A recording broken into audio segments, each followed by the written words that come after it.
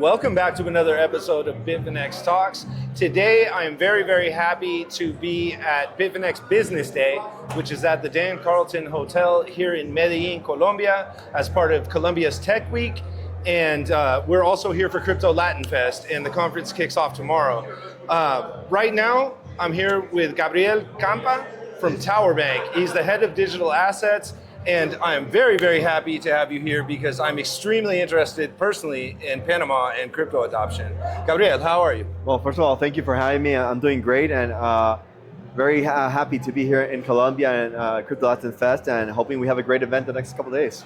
Yeah, no, it's looking like it's going to be amazing. Yeah. Is this your first time in Colombia, or have you been here? No, I haven't been here several times. Okay, nice. Luckily, I have Colombia next door, so yeah.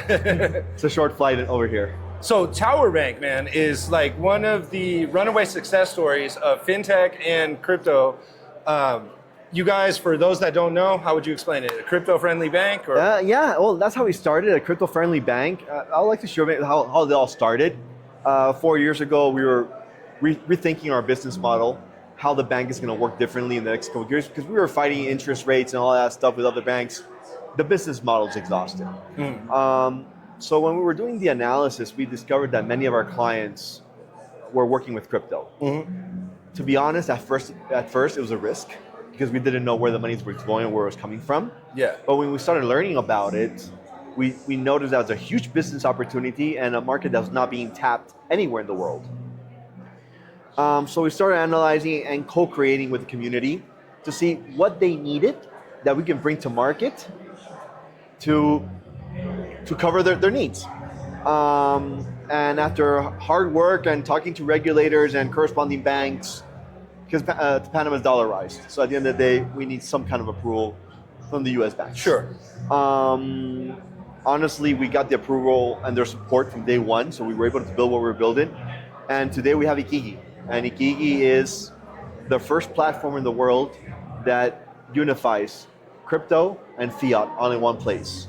Okay. So you can receive Bitcoin, convert it to dollars, and do a wire transfer a few seconds later. Or receive a wire transfer and invest in Bitcoin. All in one spot, one experience with one group. And it's very unique for one single reason. It's all in one place, and it's been created by a bank. So yeah, I was going to say, like, banks typically have been hostile to crypto because they believe it could disintermediate them or something like that. And we're not any bank. We're a 54-year-old bank focused on corporate banking, and now is bringing this to retail bank. Yeah, right? But you guys are very unique in having the open mind and attitude to embrace this new technology, I would say. Is that at the end of the day, if you talk to the community and you understand what you're doing, they're not doing anything wrong. All right? It's a new way of living, it's a new way of making money, it's a new way of investing, and it's a new way of controlling your money, right? Yeah. People are not trying to hide it. Yeah. They want control. And you can have control in a regulated environment, right? The way we built it is the bank doesn't buy, sell, or hold crypto, okay? What we did is we have a trust, and the trust is that does that service. Okay. The bank is the front, and it gives the money up front or takes the money to convert the liquidity. It, right? Yeah. But your crypto is in a trust. Does the trust custody the assets, or do you have another like custodial partner? We have a custodian in the US. Okay, amazing. Which is also a trust. Nice. Right, so at the end of the day, it's bankruptcy remote. The crypto is yours. Yeah. You don't have the keys, but that's something I'm working on. Hopefully I can have it next year where we can share the keys with the clients. But if something were to happen, your Bitcoin is there. Yeah. Right? It's not like working with some exchanges, I'm not saying all exchanges, but some exchanges where the crypto's not yours. Yeah. Right? It's an IOU. Not your keys, not your coins. Yeah. Yeah, that philosophy, and also applies to the bank. Yeah. So we tried to do a middle ground, right? Put a trust where there's a contract that says that Bitcoin is yours, and we cannot do anything with it without your approval. Now, Panama is a very unique place. It's historically been like a center of finance and banking. Yeah. Like, how does the Panamanian government view crypto and digital assets, like, as an asset class? Like, are they embracing it? Are they still kind of standoffish? Like, where are we at regulatory-wise? First of all, Panama is very peculiar, right? But something that I'm very grateful for, and I have to be very honest, is it was never a no. Okay. Right? When we told them what we wanted to do, they're like, okay, there's no regulation, but you're a regulated entity. It's not disallowed, so you can do it. Yeah. Right? You have the So- freedom. Yeah. Right? They didn't say no. Yeah. It was like, all right, go for it. Go slowly, but you can do it.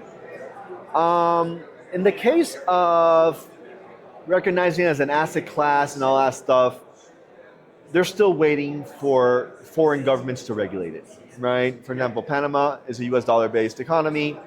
They're not going to do anything if the US doesn't regulate it. I think Colombia is kind of similar, right? Colombia is pretty Yeah. similar. Yeah. We're waiting to see what they decide before we implement our own framework. So at the end of the day, and I think it's a good idea, Yeah. but don't stop it. Let it and learn from it. Yeah. So I think we're waiting for fortunately, we're starting to get some regulatory clarity from the U.S. We already have the Genius Act. Fannie Mae is now going to start recognizing Bitcoin as part of an asset class for mortgages. Yeah. There's been huge development. Now they're talking about 401ks, Yeah. allowing them to invest in Bitcoin.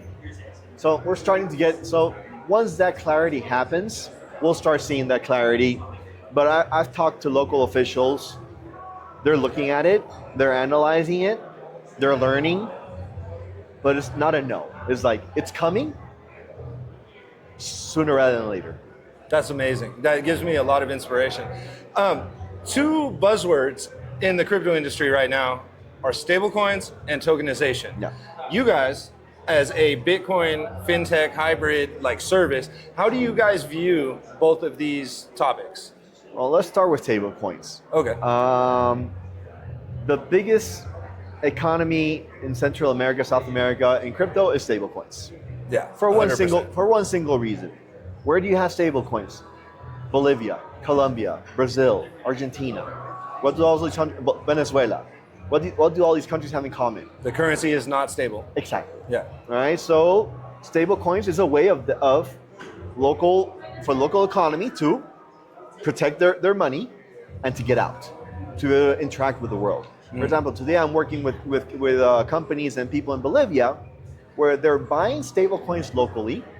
They have opened an account with us in Towerbank in Panama, and they're sending those stablecoins, converting them to dollars, and doing payments outside of the country.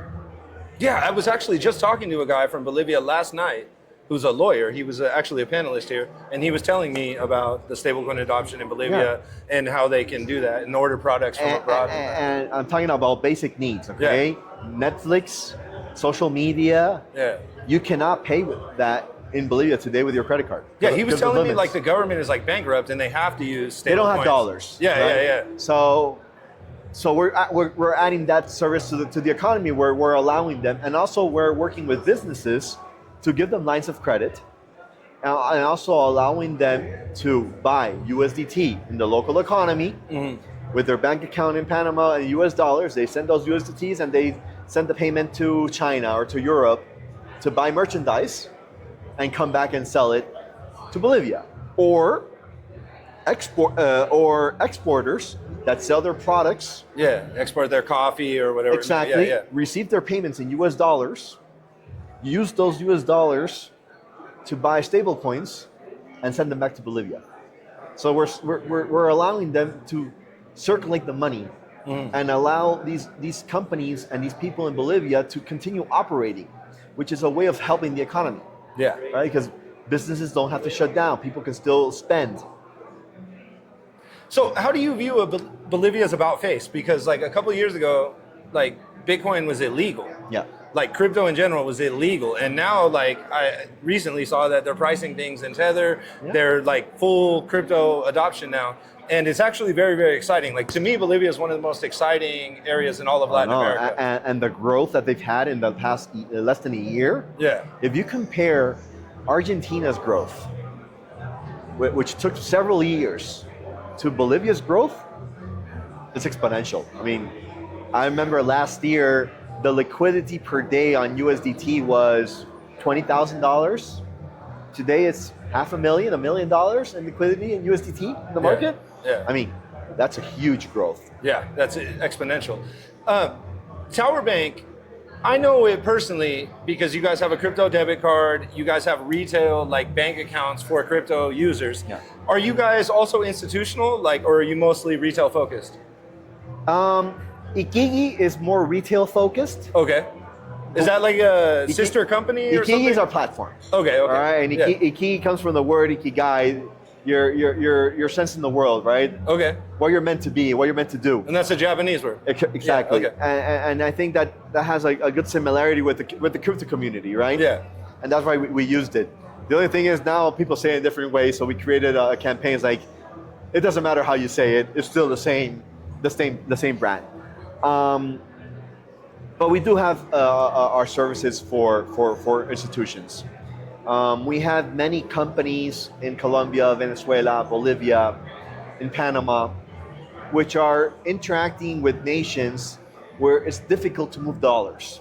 Yeah. Right. So we're allowing these companies, like we have exporters in Panama. Mm-hmm. They sell their they export electronics or clothes to Venezuela to sell in stores. These stores in Venezuela have to pay them, but it's very difficult for them to send Venezuela is like cut off from the financial system. Exactly. Yeah. So what are they doing? They're buying USDT in the local economy. Yeah. And they're sending USDT to these companies in Panama to their bank account in Towerbank, and we're converting it to dollars. So at the end of the day, they're not exposed to the crypto because they're not interested in crypto. They're just interested in making the payment and using a tool to facilitate that. Yeah. Same thing for Bolivia. We have a lot of exporters in Panama that they stopped selling to Bolivia because there was no way to receive payment. Now they're reestablishing those connections. That's the main B2B that we're doing. We're still not working with exchanges because we believe that regulation is still getting there. Many of the corresponding banks are still not comfortable with that kind of business. So we're not doing that yet. We are interested in doing it, but we're picking our battles, right? And at the end of the day is doing it right. And that's something very important. We have to do it right the first time. We cannot screw up. Yeah, you guys are pioneers. Since you guys are like bridging that gap between TradFi and the digital asset economy, like, I guess like what is the most exciting region of Latin America for Towerbank? Like, where are you guys looking to expand into? First of all, Ikigi was created for Latin Americans, right? So it's available for Latin Americans. It was created for Latin Americans, and also for digital nomads. I mean, if you look at our map of clients, I even have a Doctor Without Borders operating in Pakistan. Really? And has an account with us. Wow. And we have digital nomads like that in different parts of the world. Yeah. So it was created for that profile. So it's for everybody. The only place we don't do business is in the U.S. because there's no need for our service in the U.S. All right, you got all the major exchanges, you got all the major banks. Yeah, access to financial services is not an issue. It's not an issue, right? But in Latin America, that's not the case. Yeah. So it's available for our Latin Americans. Right now, we're really focused in Bolivia, Colombia, Argentina. But we're looking. What about Brazil? Because I know Brazil has a huge Bitcoin market, but there's also that language barrier. So to me, it's kind of like a mysterious area. Brazil is a market that we're interested in. But as I say, Brazil is its own continent. Yeah. Right? It's its own continent, its own economy. Yeah. It's a market that we're looking at, but we're going little by little. First we started in Panama and Bolivia. Now we're going to Colombia, then we're going to Argentina, and we're going to go little by little, country by country. Amazing. Yeah. Well, like for the viewers, what services does Towerbank offer? How can they access these services? If I wanted to open an account, how could I do so? Yeah. If I was a business, how can you help me? Yeah. Well, first of all you have to do is go to ikigi.com, IKIGII. Okay. All the information is there. All the countries where the app is available is listed there. And it's all remote. You don't have to go to Panama to open an account. You go in there, you do your digital onboarding.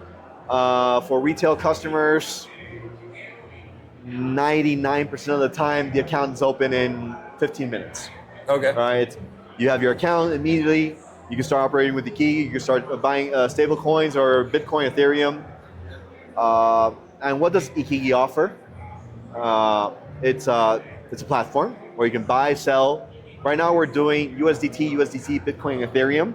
Okay. I'm working right now in all the important ones. Yeah. Right, but only in the Ethereum network for USDT and USDC. Okay. But I'm working, and hopefully I'll have it ready this year, where I'm going to allow Binance Smart Chain, Avalanche, Tron. We're going to start enabling more chains and also more crypto assets. I'm in the belief where people have the right to invest in what they want to invest. Yeah. I'm not who to tell them what they should invest in. I'm not going to recommend them to invest in anything, but I will allow them to have access to it. So you can send and receive Bitcoin, Ethereum, and all. You can send and receive. You can buy and sell. And on the other side of the coin, you can do wire transfers locally in Panama or through SWIFT internationally. Okay. And it comes with a savings account that pays 4%. Nice. All right. And it comes with a debit card. All right. So it's a debit card that you can use anywhere around the world. That's what we're offering today. I think that's probably the most popular product that you guys have with the people that I know. Yeah. Like I know a lot of crypto people that need to be able to spend their crypto in real life, and Towerbank has been a lifesaver for many of them. So that's great to hear. And things that are coming this year is Bitcoin-backed loans. Okay. All right, so you're going to be able to give your Bitcoin to the trust. Yeah. And the bank will give you a 50% loan to value on the Bitcoin. And it's around 10.5%, 10% interest rate on it. It's annualized, and you can keep it there for life. Actually, I have a Bitcoin backed loan with the bank, and I'm not planning to sell. I'm not planning to liquid to. I think that pay liquidity is like what Bitcoiners need, because why are you going to sell your Bitcoin? It doesn't make sense. Yeah, right? Exactly. But you need access to the money. Yes. So you can take out bills to pay. You got to meet rent or whatever. And Bitcoin is an all-time high. It's going to keep on going up. Yeah. So it's not the time to sell. So you can custody your Bitcoin with us, ask for a loan, you have access to the liquidity, and you decide when you pay for the loan. Yeah. The interest rates are paid at the end of the loan, or at the end of the year, or they're paid at the beginning, or there's different options to it. Yeah. That's one of the services that is coming out. Actually, hopefully I can launch it in the next 30 days. Awesome. So it's like right around the corner. I'm finishing the building of it. Dynamic overdraft. Another thing that we're going to come out with is where you can keep your crypto in crypto, and it's going to be linked to your debit card. So you're going to go do a payment, and when you pass the card, it'll sell your crypto. All right, so you don't have to sell it to have the access to liquidity. Yeah. Are you guys doing payment processing for like merchants in that case, or no? Yeah, actually, we're launching a product called Crypto Pay. Okay. Where we're going to allow companies to receive payments in crypto. Okay, amazing. Yeah, that's coming out in the next I would say in the next 30 days as well. Man, like I really like what you guys are doing at Towerbank. Like I feel like, as we discussed earlier, that banks have been kind of hostile to Bitcoin. So it's so refreshing to see a company that is willing to extend like the olive branch to the digital asset industry and create like custom tailored services for people like us that need these services. Now, the good news for the community is that things are changing. Yeah. Banks are speaking another language. Yeah. They're starting to embrace it. They're just waiting for some regulatory clarity. But they're embracing it. Things are changing around the world. Do you think that's because they realize crypto is not going away? Like before they were like, we're gonna ignore it and see if it like collapses, and now they're like, okay, it's gonna stick around. Some people now we have to deal with it. Some people are those. That's the case. Yeah. Some others are seeing the value into it. Okay. And others where yes, I'm interested, but I cannot I cannot talk about it because there's clarity. Exactly. Yeah. Right. I've heard. I've met with banks where publicly they were saying no crypto and they were against crypto, but in the back they were preparing themselves. Yeah, and the CEO is buying Bitcoin like for himself. Right. Yeah. But they were creating the framework to be able to handle it because they're very big banks, right? Yeah. In our case, we're a medium-sized bank, so it was easy for us to go little by little. Yeah. For a bigger bank to launch a product like this, it's way harder, right? Because it's a different way of looking at things, and when you're big, it's very easy for things to go wrong. Yeah. Right. So yeah, you guys are more flexible. Yeah. One more question, final question. How important has El Salvador and El Salvador's like Bitcoin regulation and digital asset regulation been considering your proximity in Panama?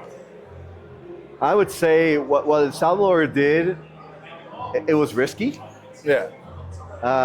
but Bitcoin did that huge turn upside, and now Yeah. El Salvador's an amazing. Yeah, people were calling Bukele an idiot. Now they call him a genius. Yeah, definitely.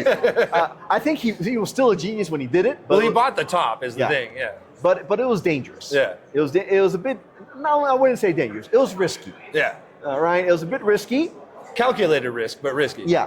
But hey, it worked out, and now you have countries Yeah. talking about putting Bitcoin as. But Panama, like specifically, are you guys like watching what's happening in El Salvador and like taking notes or? We're looking at a couple things. Yeah. The way we've done the thing, in example, what we did in the bank to be able to promote this is we looked at Salvador's regulation, we looked at MiCA, we looked at Brazil, and we started applying different things in different ways. Yeah. Take what you like from here. Take what you like from there. All right, Yeah, and yeah. at the end, but if you look at all the models, they all follow traditional banking models, right? You don't have to reinvent the wheel to do Bitcoin, right? It's totally traceable. It's the worst place to do illicit activity, Yeah. right? It just gives control back to the user. Yeah. And financial institutions and countries can be part of it. So at the end of the day,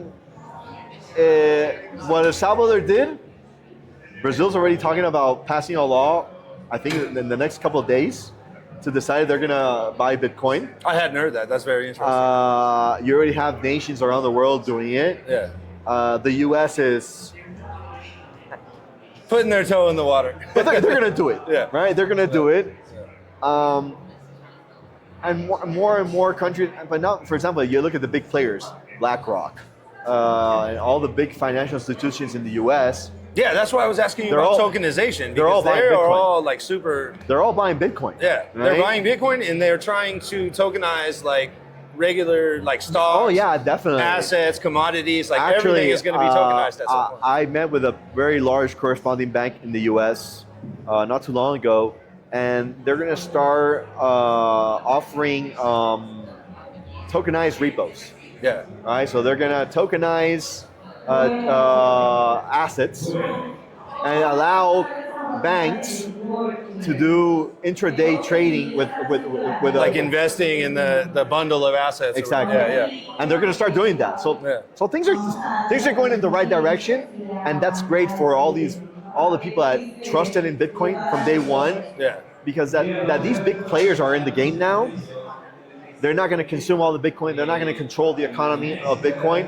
What they're going to do is they're going to bring stability to the price. Yeah. Because at the end of the day, I think we've already seen that to a certain extent with the ETFs. oh Like, yeah, definitely you're seeing Yeah. it. But at the end of the day, for example, all these big players, what they're going to do, they're going to invest 1%, 2% in Bitcoin. Yeah. And as long as the price keeps on going up, they're going to start selling that Bitcoin because they have to keep a certain limit on the dollar value of it. Yeah, yeah, yeah. So that's going to go back into the economy, and people are going to. Yeah. So it's great what's happening. I think this is the time to be, and it's not late to get into the game. Yeah, I would agree. I think like right now is probably one of the best times to get into the game Oh, yeah, because the 100%. doors are all opening. Yeah. Whereas before they were closed. Definitely. Yeah. Well, Gabriel, thank you so much No, thank you. for coming on the show and giving us your perspective on crypto in Panama and in Colombia. Yeah. Thank you so much. Thank you for having me. Indeed, bro. It was a pleasure.